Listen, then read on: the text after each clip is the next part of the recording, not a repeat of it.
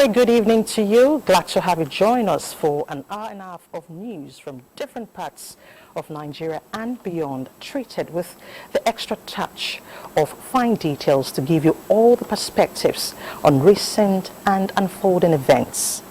Tonight, House members beam the searchlight on the Nigeria Sovereign Investment Authority as well as the National Housing Fund in accountability investigation. The slogan, Abuja, resonates as NYC camp returns to Borno after 12 years, just as federal government takes a bold step at enhancing academic standards in Nigerian universities. For lovers of Momo, we have something on our tonight's lineup that should make you begin to get interested in how furs from animals are removed. You should know the good and the not too good practice that could endanger your health. As you are aware, President Tinubu's ministers have already settled down for the business of governance. You will get to see some of them who hit the ground running. We have all these and other stories, including the ones we promised last week, on how Nasarawa State moved from red status to green on the HIV radar, as well as that on artificial intelligence and threat to jobs. From Russia comes the news of a plane crash. You will also get to know more about it. That is just a sneak preview of what is coming your way. If you stay tuned, you will get the full package and won't have to be told. After all, the taste of the pudding is in the eating. I'm Elizabeth Omori, and this is News Extra.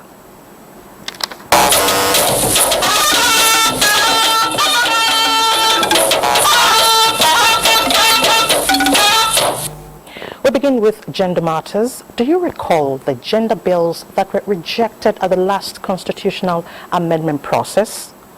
There may be silver lining in the cloud as the leadership of the National Assembly has pledged to reconsider gender bills that will provide the legislative framework for promoting equity and gender inclusivity in governance. Senate President Godswill Akpabio made the pledge in Abuja at the International Conference on Women in Governance, organized by the National Institute for Legislative and Democratic Studies. National Assembly correspondent Mitari Ikmen brings us details. Gathered in this hall are top government functionaries and gender advocates, including female parliamentarians from some African countries, to brainstorm on how to increase women participation in governance.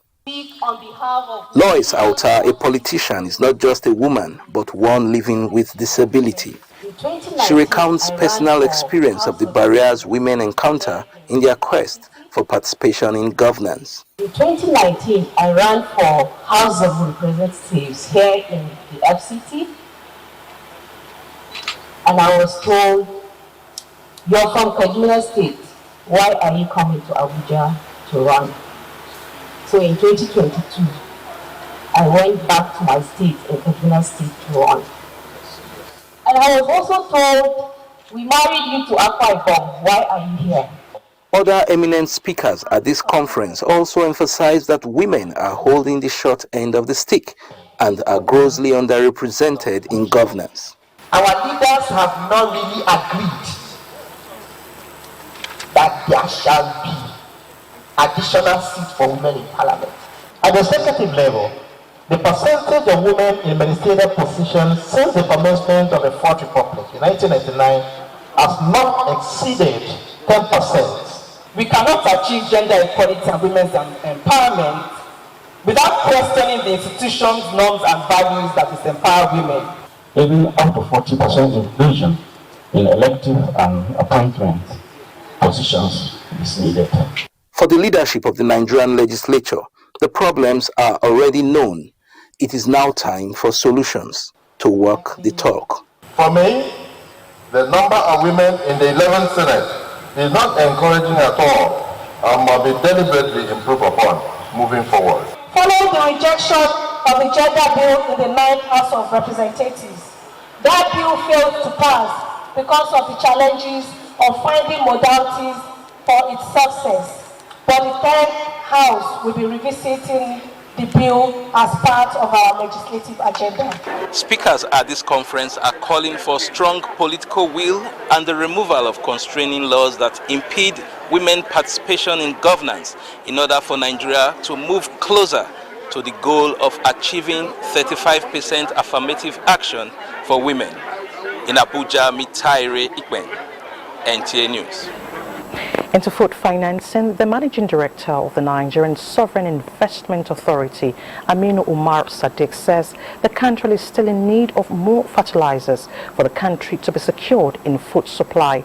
The managing director stated this during an investigative hearing by the House Header Committee investigating the authority since inception. National Assembly correspondent Abdullahi Aminu reports. Apart from the main Presidential Infrastructure Development Fund to the NSIA, the House Ad Hoc Committee seeks more explanation on other funds like the Abacha loot and how the agency released the sum of 144 billion naira in 2023 through an approval from the presidency. On the issues raised and the NSIA contribution in the production of fertilizer, the managing director says the authority has a mandate of creating companies and give waivers for a certain period. We have developed and co-developed over 10 institutions and platforms to improve the financial market ecosystem.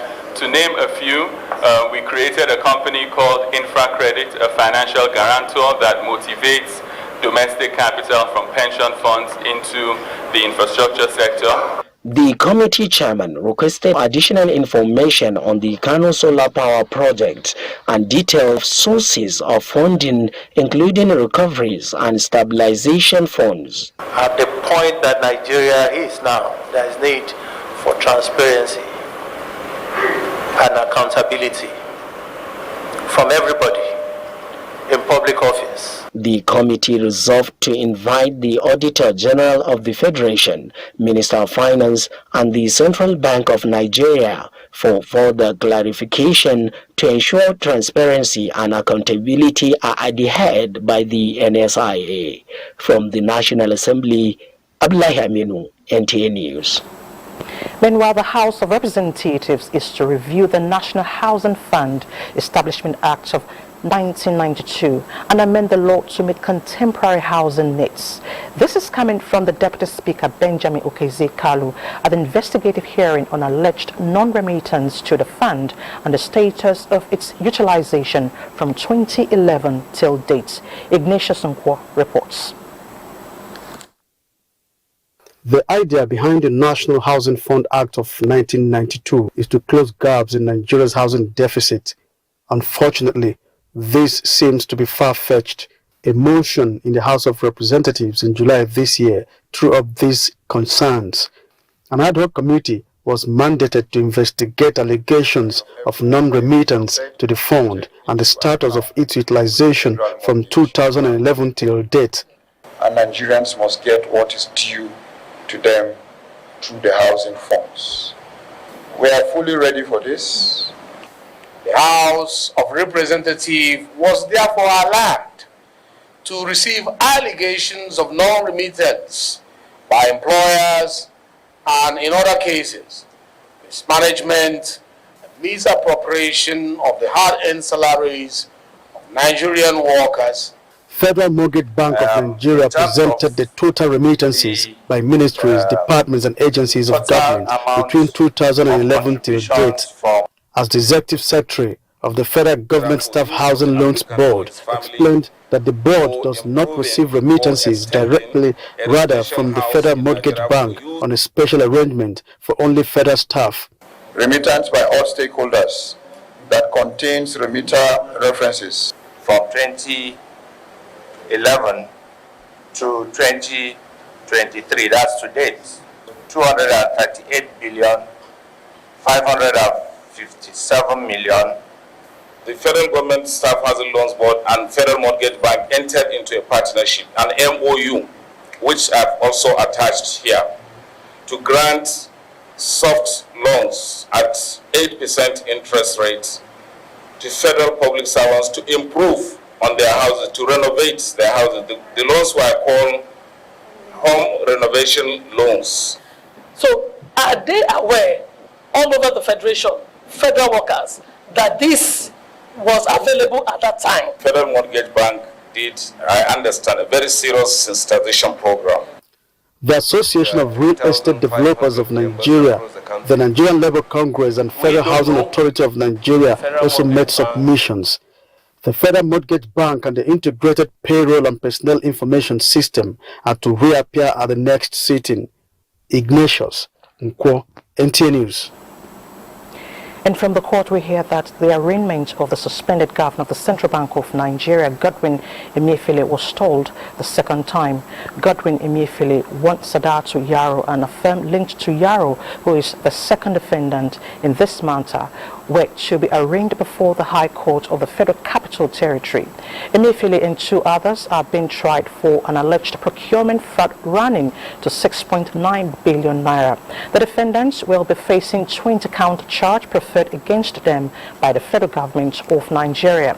At the time NTA News visited the court for the arraignment slated for Wednesday, 23rd of August 2023, the matter was not listed in the cause list. Emefiele and two other defendants were equally not in court. Now, the Secretary to the Government of the Federation, George Akome, assures Nigerians that the mandatory 1% deduction from ministries, departments and agencies of government, MDAs, as workers' contributions to the employee compensation of the Nigeria Social Insurance Trust Fund will be given necessary attention. The SGF says this when executives and management of NSITF, led by the Managing Director Maureen Alago, paid him a courtesy visit in Abuja. The SGF notes the critical role of the organization to workers in public and private sectors and acknowledges the fact that they should be assisted to deliver on the mandate. Earlier, the Managing Director, Chief Executive of the NSITF, informed Senator Akome on the history, achievements and challenges of the fund, seeking the assistance of the SGF towards the implementation of the compulsory employee compensation for all public servants as approved by the Federal Executive Council in May 2023. Now, the Minister of Information and National Orientation, Mohammed Idris Malagi, says promoting Nigeria's unity in diversity is not negotiable under the current administration of Bola Ahmed Tinubu. This was when he received members of the Governing Council of the Nigerian Institute of Public Relations during his first official engagement. Saliu Guanara tells us more. Mohammed Idris Malagi took the driver's seat to pilot the affairs of the ministry as the 34th indigenous minister. Coincidentally, this is the minister's first official engagement and among the last functions for the president of Nigerian Institute of Public Relations, who is leading the Institute Council members on a solidarity visit ahead of its annual general meeting. Having been a member of NIPR for more than 3 decades, the minister promised that the renewed Ministry of Information and National Orientation will be accountable and transparent to Nigerians. And I've also received this briefing from Mr. President that we should put national reorientation at the core of our affairs. It's not just about disseminating information, but all of you will agree with me that Nigeria requires so much of reorientation to reset our nation so that together we will all build the country that we all desire. Mr. President has said it severally since he assumed office that Nigeria is our country and there is no north, there is no south, but there is Nigeria. All of us, those in this industry and those in other sectors, have to join hands together for the benefit of our people.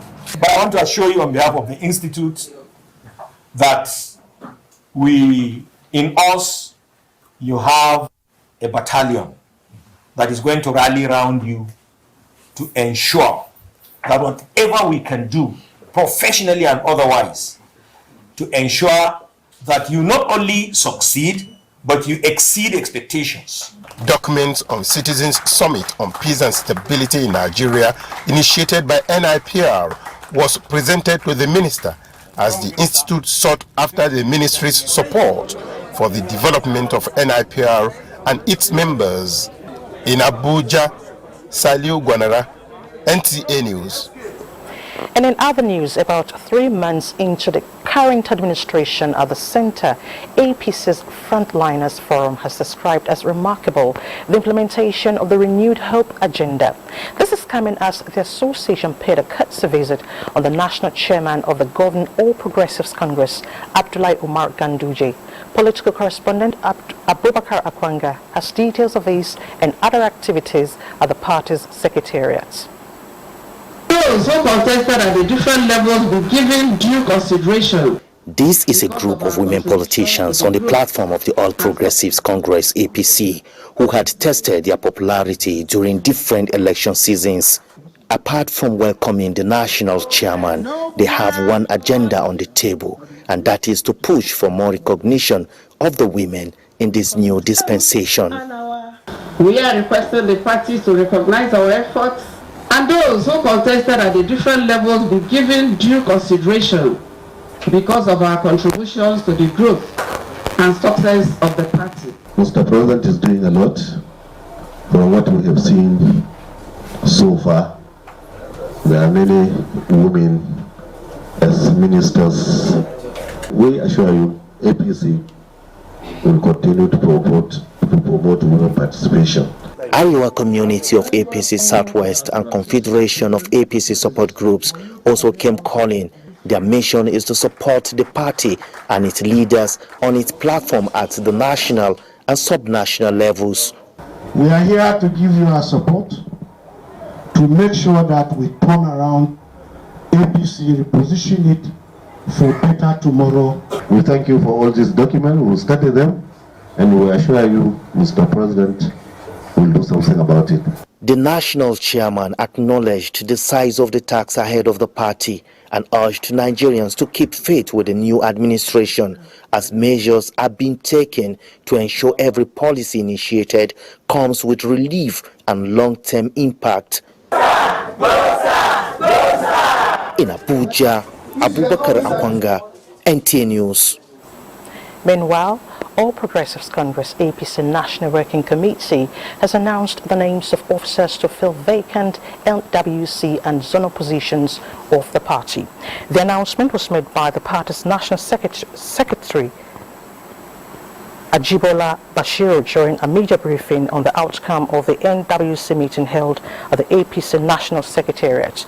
The officers are Deputy National Chairman, North-Northeast Zone, Ali Bokar Dalori, Borno State.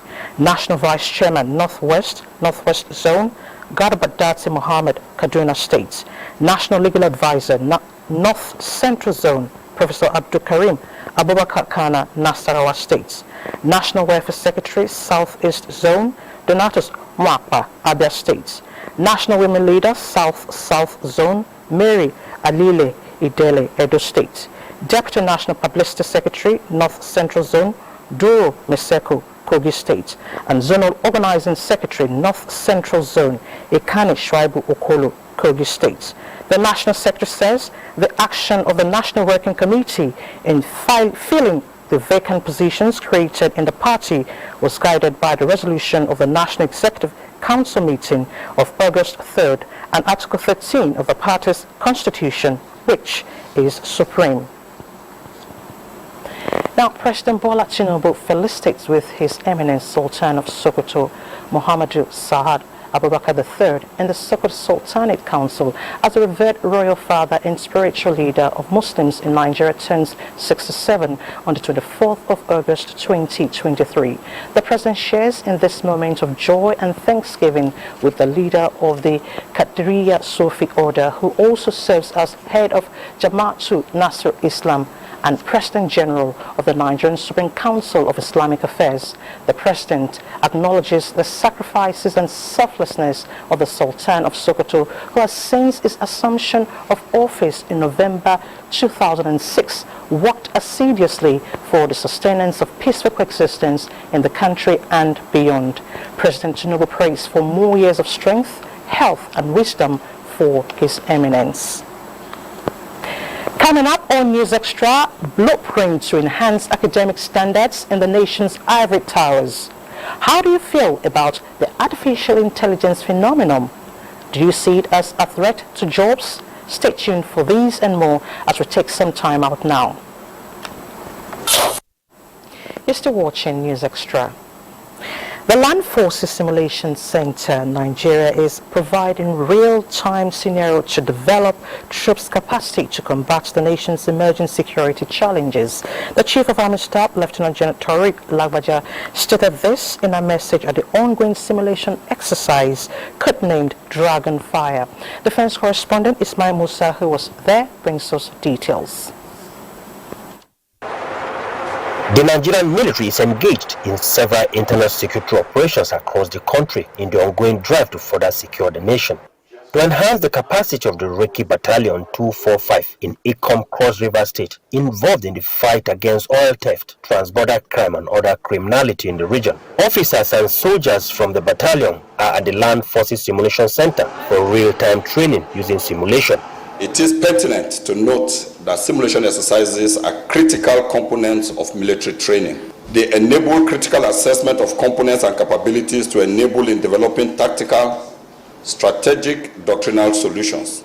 This is in tandem with the Chief of Army Staff's philosophy, which is to transform the Nigerian Army into a well-trained, equipped, and highly effective force to fulfill our constitutional responsibilities in a joint environment. And this exercise is meant to simulate a joint task force battalion comprising an integrated force of military, police, civil defense, immigration and other security agencies in the art of planning, preparation and conduct of military operations other than war. Similarly, the Director General of the Center also played host to the Commandant National Defense College, who is on a working visit. This need for the college to partner with the center in the area of simulation training is one of the major reasons why I have come on this visit. The simulation center is determined to develop troops' capacity in view of the complex threat environment. From the Land Forces Simulation Center in Abuja, Ismail Musa, NTA News. Still on security matters, every day for the thief and one day for the owner. That is a popular adage, and this keeps manifesting. Just the other day, the Rivers State Police Command rescued 8 kidnapped victims from various hideouts of Rivers State, even as 2 criminal suspects were neutralized. Rivers State Commissioner of Police Emeka Nwonyi disclosed this in Port Harcourt. Emmanuel Nele was there. According to the CP, 5 of the rescued kidnapped victims were kidnapped on the 19th of August at Rimodugu Junction in Emo-Haluko government area en route to Lagos to Port Harcourt. Another victim was rescued around Agboncha.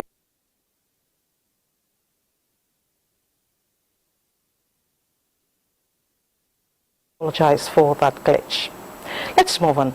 Once upon a time, Borno was a destination and haven for prospective corps members eager to be deployed for orientation camp and posting, where many have remained after service, finding work in both public and private sectors, even ending up getting married, of course. When Borno Boko Haram insurgents came calling, it was all gone with the wind, jeopardized the calm, scattering peace, loving people, with the NYC as an early victim closing shop in Borno for 12 years. You heard me, 12 years. But now fresh breeze is blowing, as just last Friday the NYC camp reopened. Milka Dant Malam will now tell us more on the full return of NYC at a time services of corps members are mostly needed as Borno rises from the ashes of conflicts. From its core mandate of national integration, the NYSC has from 1973 to date remained a unifier both at the socio-economic and cultural spheres. The sad exit of the scheme from Borno 12 years ago was therefore a difficult decision but necessary to safeguard lives of core members at the onset of the Boko Haram insurgency. Since then, like a nomad, the NYSC orientation exercise for Borno moved between 6 states, with core members given option of actually coming to the state for the service year. Continuous agitations by prominent people of Borno, led by the Shehu of Borno, saw the reopening of the camp where Governor Babagana Umar Zulum approved the renovation of the defunct Arabic Teachers College Maiduguri to serve as a temporary site for the exercise, pending the reconstruction of the permanent site, now in a dilapidated condition. The people of Borno are law-abiding citizens. They like strangers. The government is trying. You see, all levels of government, local government, state government, federal government, they are doing their best. You see, including the traditional institutions. With the gallantry of our military, police, DSS, and other paramilitary establishments, as well as the voluntary security organizations like the JTF Hunters and Vigilantes, Borno secured the peace and stability that enable us to gather here to make this orientation possible. It's an opportunity for everyone to understand and then come along to see that we build a better Borno, especially in terms of business opportunities. What are the assurances of the core members' safety? We are in collaboration with all the security agencies, and as usual, we will only post core members to areas that are safe. We have assessed the facility, and our deployment is tripartite. One, target hardening, access control, and to increase the risks for any intruder. The temporary orientation site is equipped with all the necessary facilities, and the usual camp activities have picked up in earnest. What then are the expectations of core members? My expectation is not that much, it's just that my safety first. Given the opportunity to work here after my service and finding a good job, Maiduguri is fine, it's okay. The insurgency denied Borno the contribution of core members critical to national integration and development. They are back with safety guaranteed and have significant roles to play in the post-insurgency recovery phase. In Maiduguri, Milka Damalam, NTA News. Indeed, Milka, this is cheering, and the scheme must fulfill its mandate. After an intensive 4-year period of collaboration among esteemed academics, the National Universities Commission has unveiled a comprehensive blueprint aimed at bolstering academic standards within Nigerian universities. The blueprint, which is the culmination of extensive brainstorming sessions, was unveiled during a stakeholders colloquium in Abuja. Abdul Malik Hassan reports. At the heart of the colloquium was a focused discussion on the core curriculum and minimum academic standards. Members of the academia convened to delve deeply into these critical aspects, reflecting the commitment of the educational community towards elevating the quality of higher education in the country. Of the 60 months went through a profoundly vigorous and painstaking process by teams of experts drawn from the nation's universities, comprising professors, professional and regulatory bodies, while the private sector was represented by the Nigerian Economic Summit Group and all other relevant stakeholders. This principle allows for a good deal of adaptation that suits not only local peculiarities of the universities, but most importantly, provides all universities opportunities to carve a niche for themselves in areas of comparative advantage. A paper presentation was made during this session to shed light on the intricacies of the new curriculum. The curriculum, the main concern was relevance and adequacy of the curriculum to the needs of Nigeria. We cannot continue to have our universities and we don't see the benefits that society derives from the university system. Almost we have serious issues. Deliberations also focused on shared dedication to ensure its seamless implementation, which progressive measures are slated to be rolled out starting September 2023. Meanwhile, the blueprint introduces a transformative shift in educational landscape, introducing 17 disciplines that will define the academic landscape of Nigerian universities by aligning courses with contemporary needs and global trends. Abdulmalik Hassan, NTA News. And still talking education, modern technological advancements have now made it imperative for the country's education system to effectively respond to emerging changes that enable students to develop skills for the kind of growth Nigeria desires to be at par with highly developed nations of the world. Abdullahi Musa Suleja takes a look at existing curriculum, especially at secondary school level, and attempts being made to refocus for development.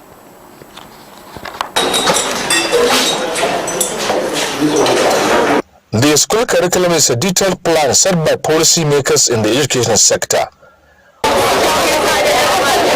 For the schools, it encapsulates what is to be taught, which might include social behavior as well as content and thinking skills to enable the learner acquire specific knowledge and skills designed to evolve and evaluate target learning outcomes of a particular discipline.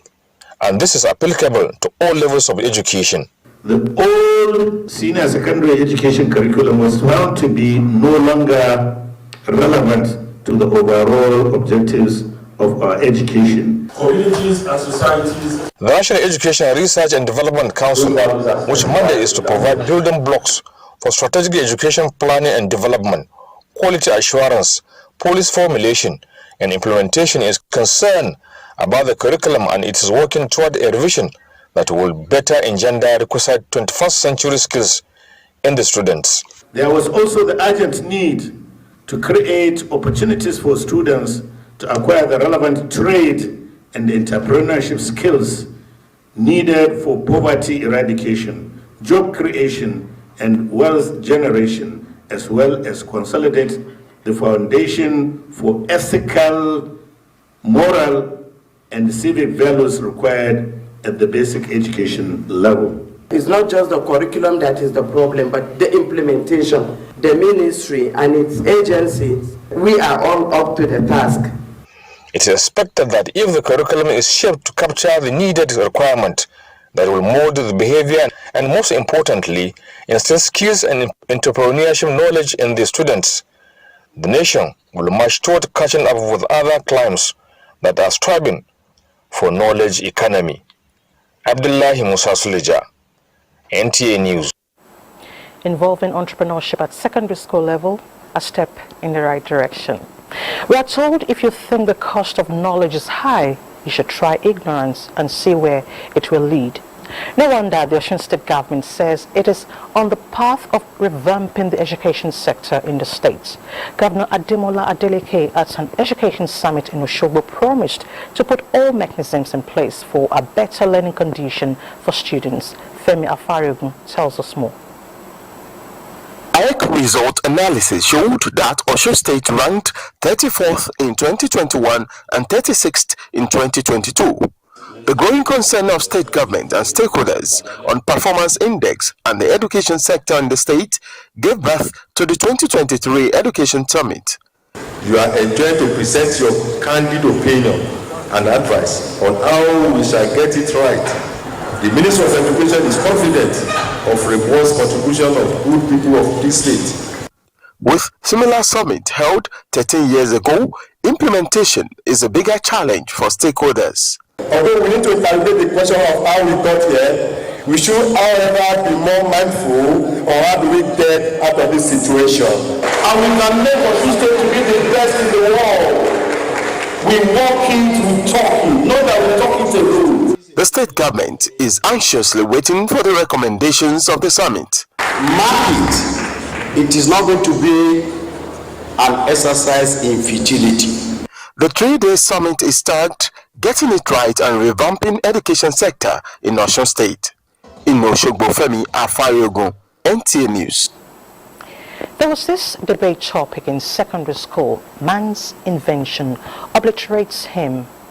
I won't let the side that won out, but the advancement in automation made possible by artificial intelligence, experts predict millions of job losses by 2030.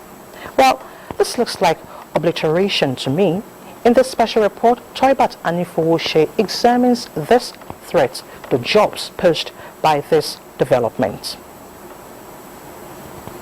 Are beginning to raise concerns on the impact of artificial intelligence to jobs. Lekane Zaya has been a studio engineer for many years now. He expresses concern on the possibility of his job being snatched away by AI in the nearest future. You go to some places, you see robot doing the job. Nothing, you as human, you're not doing anything. The robot is the one building the machine, doing this, putting that one in place and all that. So there's possibility of your job being threatened. 1 in 2 jobs could soon be done by a machine, says a global business company. Jobs creation is going to eat a lot of people's jobs. A lot. Our YouTube channel currently, quite a number of the videos there were edited completely using AI. That is, I just take a long form, like this conversation we are having now. There are platforms you throw it to. It will cut for you beautiful 2-minute clips that are edited, subtitled, graphics and everything. While concerns about possible job losses persist, experts argue that AI also has the potential to create new job opportunities. However, it behoves on the individuals to upskill. Because we're going to need people to do the programs, we're going to need people to analyze, we're going to need people to manage artificial intelligence, we're going to need people to develop other languages or other programs that run with artificial intelligence. So it's not going to eliminate the human interface completely. Despite the advancement in technology, experts say certain skills remain uniquely human and thus less susceptible to AI-driven job displacement. In Abuja, Choyiba Anifoshi, NTA News. Thank you, Choyiba. Now let's take a trip to Lagos, where the need to use quality media content to create job opportunities and boost Nigeria's economy has been stressed. This was at a media content exhibition. Nwabufo Moye reports. Electronic media involving television, radio and online platforms play vital roles in disseminating information, promoting cultural diversity and inspiring people across the country. For obvious reasons, there is urgent need to provide quality media content that will portray true image of the happenings in the society. The Director General, Nigeria Television Authority, Salihu Dembos, represented by General Manager NTA Lagos Channel 10, Tunji Adekoya, assured of his commitment to collaborate with NQAM to achieve quality media content. We will do the best we can to ensure that NTA supports the creation of content and to support this association. Some of the content creators in the media industry speak.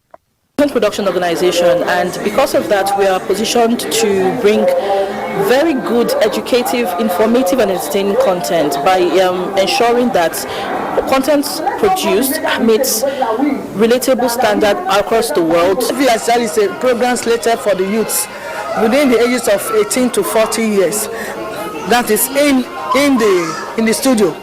It's a talk show, like I just mentioned, to address the minds of the youth. Now, how this quality content will be on your TV, like NTA for example, is to ensure that there's a concerted effort between NTA, the content makers, and advertisers, because advertising drives content. Members of the Electronic Media Content Owners of Nigeria also commended NTA's effort in giving them enabling platform for content creation. In Lagos, Nwabufo Moye, NTA News. Some of the newly sworn-in ministers are already on the upswing mode with activities. We shall bring you details and some happenings in the world of business right after this next break. To stay with us. Thanks for staying with the NTA. Now let's shift attention to movement for the transportation sector. Nigerians are curious and eager to know what is in stock for the development of the transportation industry. Let's now join Oinaya Kalu as she x-rays the agenda setting from the point of experts and stakeholders. The railway system plays a critical role in any country's social economic development. But in Nigeria, the railway sector was abandoned for more than 30 years. Although different administrations made efforts in reviving the sector, it only saw the light of the day with the coming of the administration of former President Muhammadu Buhari in 2015.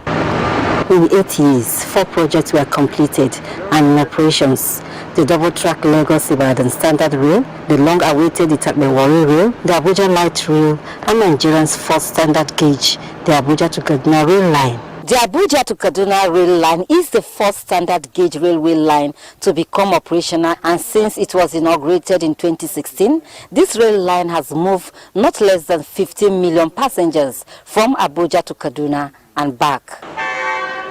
Besides the completed rail lines, federal government also embarked on the construction of new rail projects in Kaduna to Kano and Port Harcourt to Maiduguri. What should be the focus of this administration in order to further promote the development of the railway sector? They started the journey. Maybe they were not able to accomplish it. I think they should go back and start working on those railways so that it will bring down to subsidize the transport rates.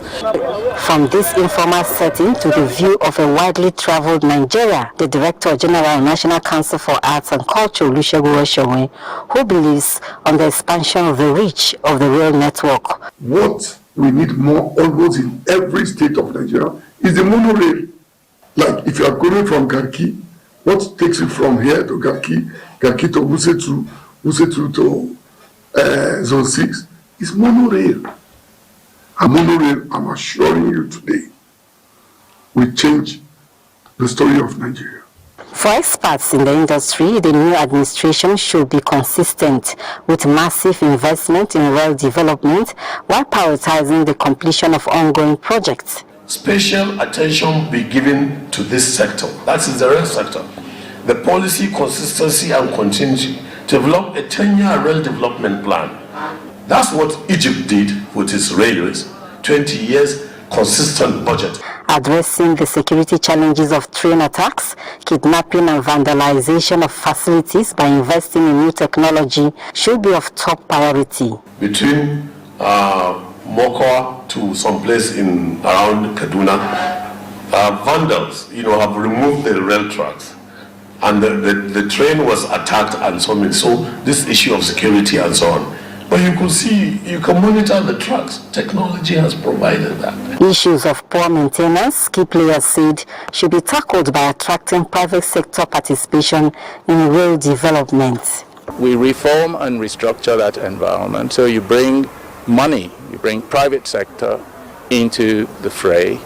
They have to run it for profit, which means that they would need to go and find the money to put on the necessary equipment, to put on the necessary manpower to deliver the results.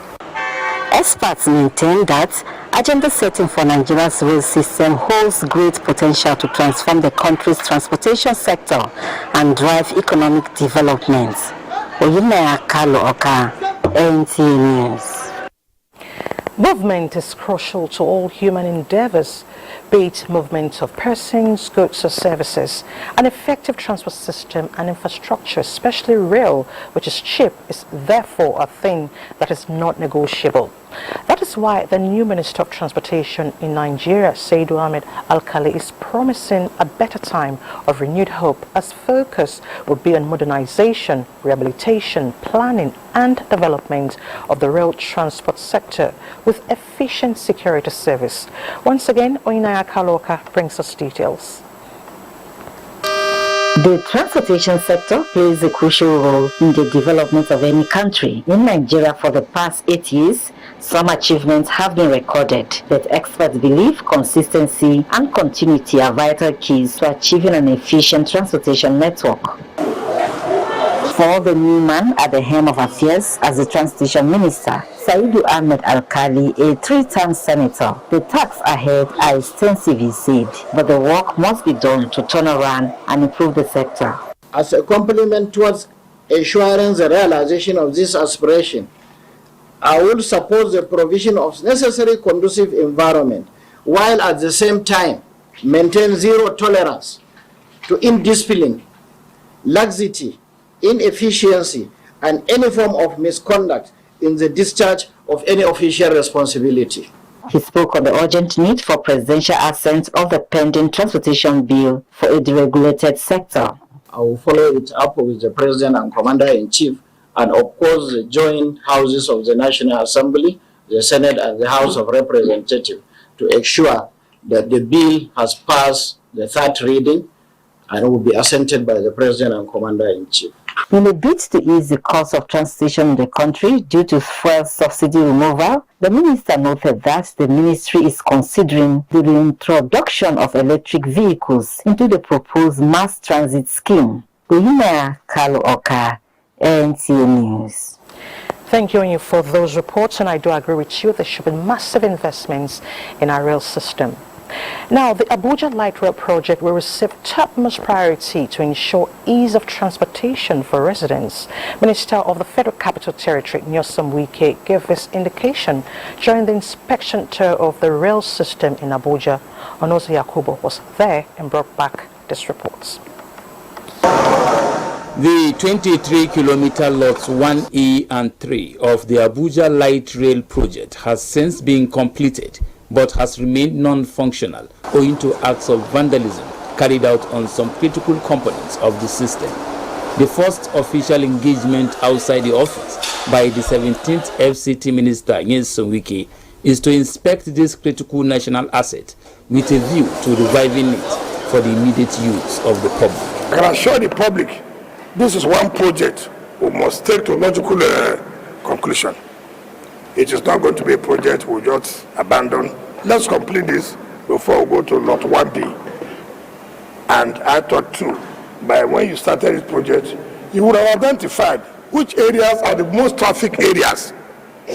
That's what is important. One of the short-term area that we need to we have a concern and we need to see we've done something on it is the transportation. As he had mentioned, security is also a priority area. We're going to look at the sanitation of FCT. The FCT Minister and Minister of State, as well as other members of the entourage, later had a feel of the train ride from the metro to the Nnamdi Azikiwe International Airport train station. With the assurances given by the FCT Minister Nyesom Wike, is an indication that very soon residents of the territory will begin to enjoy eco-friendly transport system in the nation's capital city.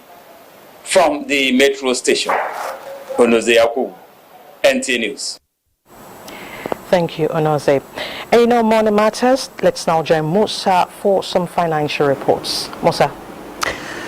Thank you, Elizabeth. Let's bring you up to speed with business development. In a bid to grow Nigeria's foreign exchange earnings through exports of cocoa, sesame, cashew, fertilizers and petrochemicals, the UK government, through its Department of International Trade, is offering tariff waivers to include up to 99% of 3,000 products eligible for duty and quota-free access to the UK markets. The interaction here is to avail stakeholders information needed to take advantage of the initiative.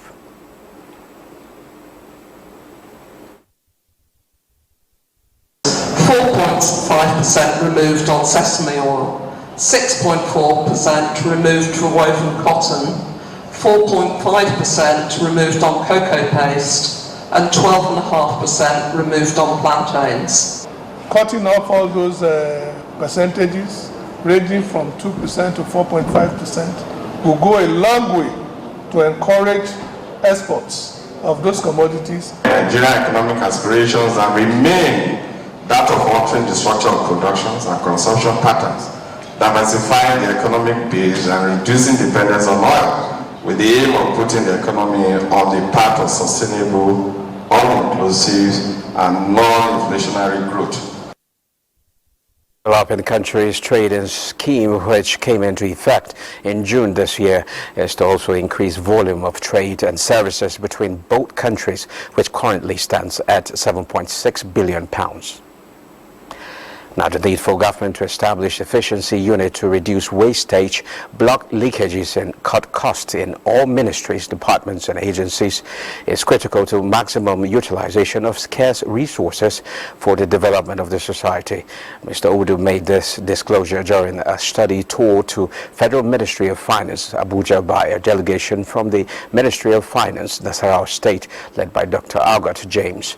The Permanent Secretary's special duty said that a proposed driven economy must harness all economic building tools to achieve its aim, adding that these tools must be adequately engaged and utilized efficiently so as to achieve the desired outcome of the economy.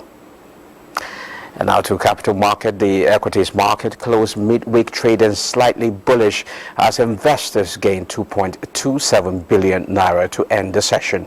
The all-share index appreciated by 0.01% to close at 65,492.92 points. At the end of today's trading session on the Nigerian Exchange Group, a total of 348 million shares valued at 4.047 billion naira were traded in 6,237 deals. Today's data shows 19% improvement in volume, 2% decline in turnover, but 6% improvement in deals. Market capitalization increased to 35.9 trillion naira. And that's a quick look at business news. Elizabeth. You're still watching News Extra on NTA. One of the major health issues in Nigeria has been HIV and AIDS and H-lung virus across the globe. The good news, however, is the manner states are matching energy, political will and commitment of the federal government in achieving the 95% target of people knowing their status, along sustained antiretroviral therapy and virus suppression, respectively, by the year 2025. In this report, Rabi Abdallah takes us through how Nasarawa State, known for its very high prevalent rate, years back moved from the red status to green on the HIV radar. An estimated 1.9 million persons are living with HIV in Nigeria, according to the 2018 Nigeria HIV and AIDS Indicator and Impact Survey, NAIS. Despite the existence of HIV and AIDS Anti-Discrimination Act of 2014, people living with HIV tend to experience stigma.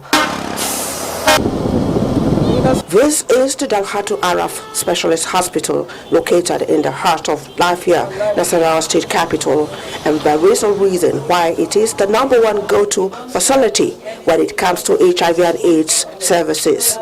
We have a current active patients over 5,000, and that makes it quite a big site.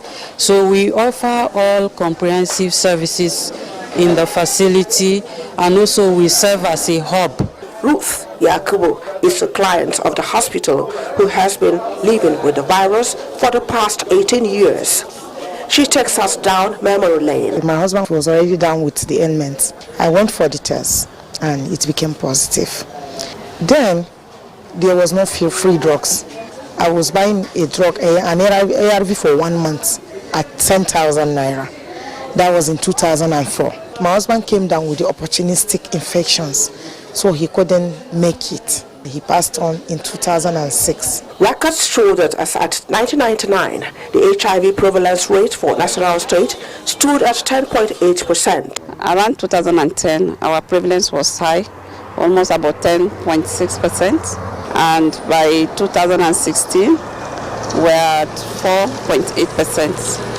But by 2018, after the NAIS studies, we're at 2%.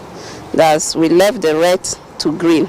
How was the state able to move from red to green on the table? You must be wondering. A lot of things were done. In fact, Nasarawa State is one of the states that had anti-stigma and discrimination law that came out 2012, even before the national. The national was 2014. And another thing that we noticed that even during marriages, because the way they go about it, first of all, they will do the test in the day of the marriage, and when it is positive, they will cancel the marriage. So because of that, we now took another step to start giving orientations and sensitization to religious leaders. But first strategy we took was that there must be premarital assessment. But because of progress, now drugs were found. We now have to go back to the public, that they can now engage. I have to go back to my ulama and involve them, to go back and research and come out with information that is backed by the Quran. Continuous sensitization and awareness. Because to me, that is the only thing that is left now. All those interventions of drugs and other things is okay, but sensitization. People are down there, at the interiors. Nigeria has more HIV-infected babies than anywhere in the world, and it is a distinction no country wants. The integration of traditional birth attendants into prevention of mother-to-child transmission of the virus has helped to stem the tide of babies getting infected through pregnancy. They taught us how to screen the patient. They told us how to do 2 lines. If they see 2 lines, they know that this patient is positive.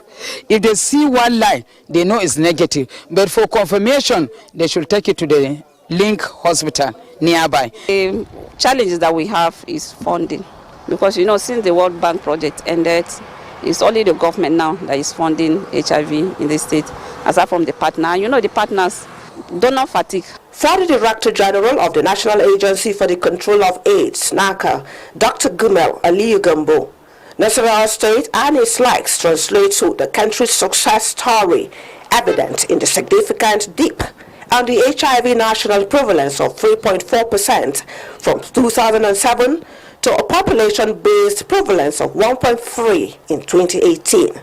We have a plan already in place to accommodate the need or the gap, to fill in the gap that will emerge as donors begin to withdraw. We believe that plan will now come into effect towards the year 2030, which is the year that is earmarked for every country in the world to achieve what we call epidemic control.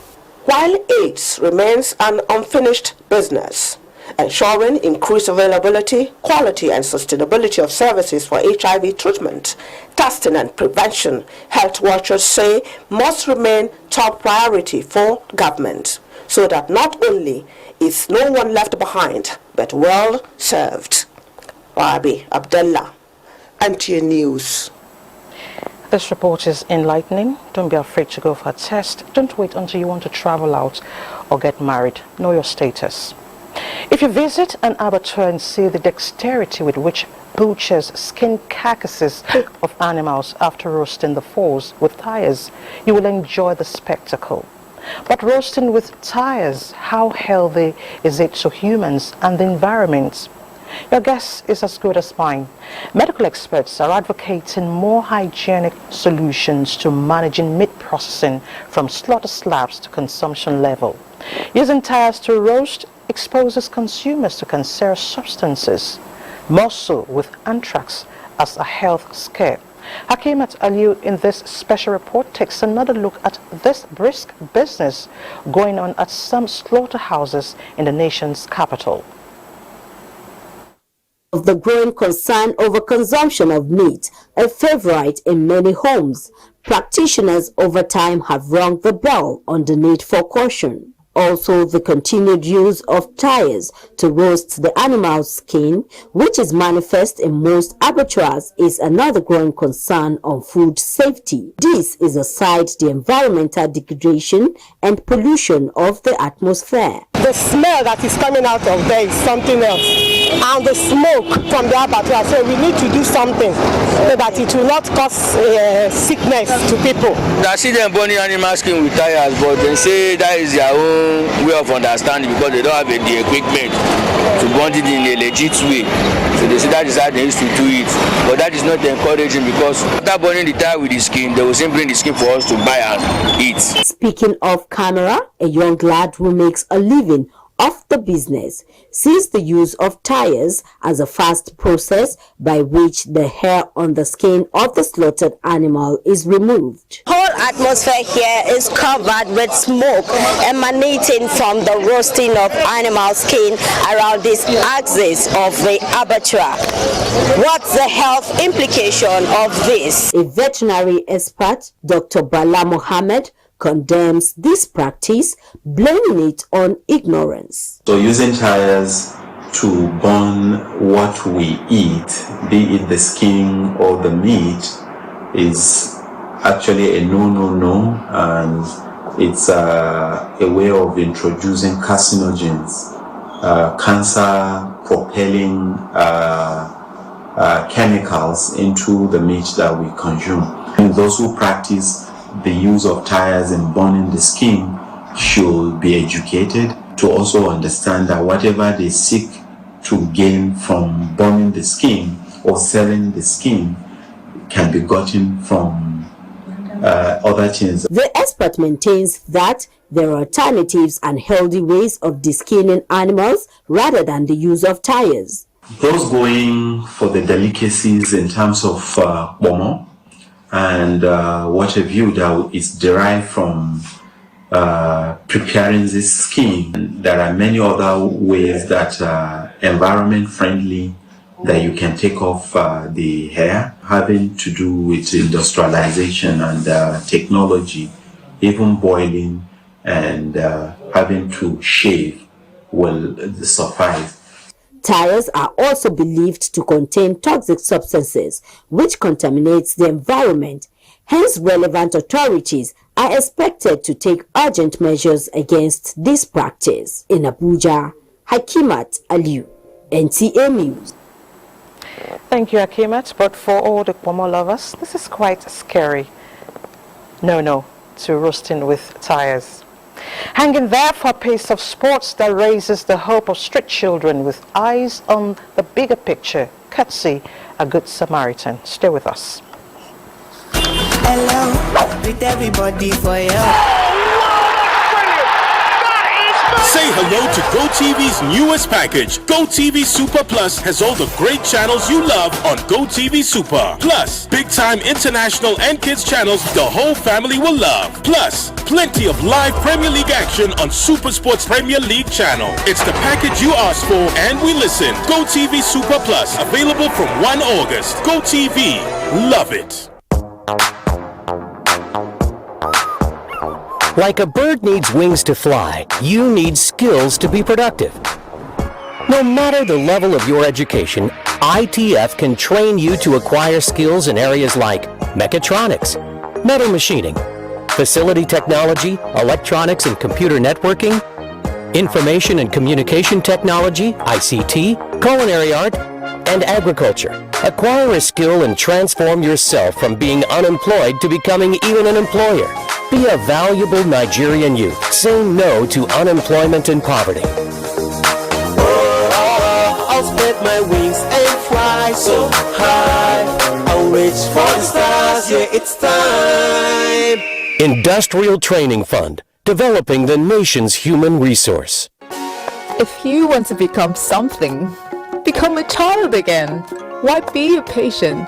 If you must worry, then worry about winning. Why worry about germs? When you come home, bring tales and stories. Why bring in germs?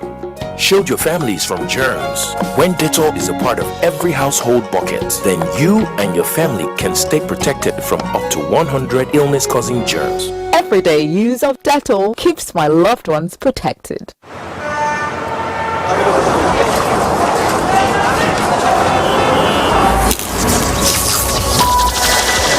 From humble beginnings to the extraordinary,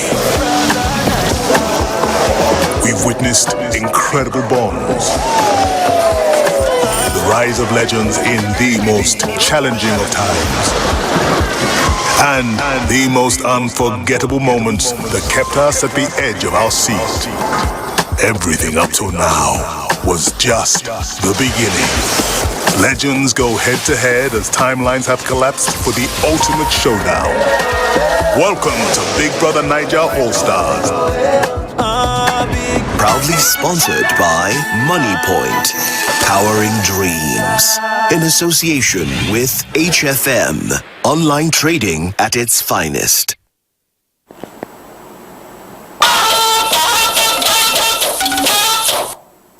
Glad to know you're still there. In February 2023, UNESCO puts the total number of out-of-school children in Nigeria at more than 20 million, though UBEC says it is slightly above 10 million. However, these statistics are raising concerns, but efforts are now being made to ensure indigent children have equal opportunity to quality education. This is the focus of our next report, as Oluseyi Adiagbo examines efforts by sports philanthropists in Nigeria to take children out of the streets and address the challenges of grassroots sports development, an initiative aimed at killing two birds with one stone.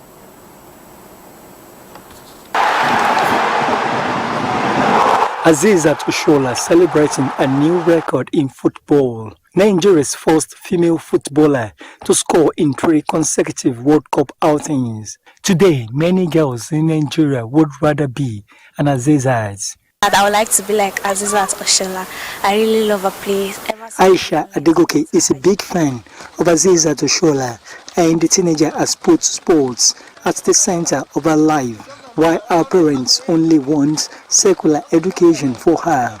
She is one of the several indigent students at Fosla Academy, where more than 100 of them are living their dreams. I do go for athletics competitions like the Montana School Games. I saw my talent and empower me to come to the school to improve my skills and also empower more knowledge on me. We must say God has been so faithful. They excel in academies. They came here. Most of them could not even communicate well in English. Many of these Fosla Academy students were once out of school, thanks to the former NFL president, Sonny Lulu Abdullahi. These ones are no longer part of the more than 20 million Nigerian children out of school. For this number of years we have stayed, every year he always grants scholarship to indigent Nigerian youth. According to him, this is his dream to ensure that the streets of Nigeria are rid of criminals. So I'm happy. When the boys go to SS2, they started becoming champions. And they never saw second anymore in any tournament they go to. So it gives me that happiness that yes, because of our investment, because of our patience, and because of our passion about what we're doing, if this is expanded to a wider level, Nigerians will learn and Nigeria will do much for us to say we are rolling our talents with valuable quality. In spite of the efforts to end child restiveness and sports development, the gesture is not without some constraints. But when the students were coming here, all they know, because they play street football, all they know is that type of football. And I'm coming to give an additional expectations of educational pursuit. I have to be very rigid and firm. I said, nothing works if you are not properly educated. So I insist to bring them for these 2 projects, and it's a big battle. But I thank God, despite the challenges we are still facing, because some still drift and run away. 111 students that we have, about 80% are on scholarship. So for the past 12 years, he has been doggedly pursuing this trip, and it has not been easy for him. One man funding the project. Notwithstanding, the project remains on course. For some years now, Fosla Academy Karishi Abuja has been champions of all Nigerian secondary schools football competitions. The Pressure Cup has helped the school to emerge the overall champion nationwide, and that was why we had the opportunity of the school going to the Morocco games. And you can imagine the number of secondary schools in Nigeria. Some of them have been there for over 100 years. But this school is less than 10 years old. And we're able to achieve this. So we are very proud of these boys. And we also encourage other secondary schools to also run their program vis-a-vis academics and sports. Sonny Lulu Abdullahi, who was raised into the peak of football administration in Nigeria, believes such efforts can help take care of national issues one at a time. It's difficult to see any school with this category of standard bringing the poor and the rich, bringing them together. I don't think it's readily available in Nigeria. But this is what God is using to achieve here, through the sponsorship drive and through the paying students that are coming here. So I believe these children will grow into maturity to believe that I had a friend from a poor background and I had a friend from a rich background, and they love themselves to make Nigeria one. Regardless of the feat achieved by Fosler Academy, many out-of-school children still litter Nigerian cities and towns. The passionate call now goes to corporate bodies and individuals with such vision to take a cue and replicate these. In Abuja, Olusheye Adiagbo, NTA News. You can also make an impact in your little corner. Now to the foreign scene, 10 people were feared dead in a private jet that crashed in Moscow. A Wagner-linked Telegram channel, Grey Zone, reported that the jet was shot down by air defenses in Tver region, north of Moscow. Wagner leader Yevgeny Prigozhin was said to be among the passengers. Musaliu tells us more. Russian media say the leader of Wagner Group, Yevgeny Prigozhin, is among the 10 passengers on board of a jet that crashed this Wednesday in Moscow. 10 people, including the Wagner leader and 3 crew members, were said to be on board, and no one has been rescued. This was the last public appearance of the Yevgeny Prigozhin on Monday this week, when he appeared at a location believed to be in Mali, West Africa. Prigozhin is a Russian oligarch machinery leader and former close confidant of Russian President Vladimir Putin until he launched a rebellion in June 2023. There was no confirmation that Prigozhin was physically on board, and journalists could not immediately confirm that he was on the crashed aircraft at the time of this report. Reports say about 8 bodies have been recovered at the crash site, while an investigation has been launched into the incident. However, according to the passengers list, the name and surname of Yevgeny Prigozhin is among them, as reported by some Russian media. Musa Aliyu, NTA News. Next is an obituary announcement. Olumma Ibabuchi Ubani, aged 82. A statement on funeral arrangements signed by Jonathan Ibabuchi on behalf of the family indicates that service of songs will be at her husband's compound, Umuwakoba Dimnopara, Oboduku, Umwapara, Umwaya, South Local Government Area of Abia State. On Thursday, August 24, 2023 by 4 p.m. Friday, August 25th, 2023 by 9 a.m. Body leaves Madonna Hospital Mortuary, Aba Road, Umwaya to Umuwakoba Dimnopara, Oboduku for lining state. Funeral service by Ebenezer Methodist Church, Oboduku, will be by 12 noon and interment follows thereafter. She was survived by 5 children, including Choma Kuki of the NTA Parliament, NTA headquarters Abuja, sons and daughters-in-law, grandchildren, and many relatives. It's extra today. Thank you so much for your time. I'm Elizabeth Omori. To have a great night rest.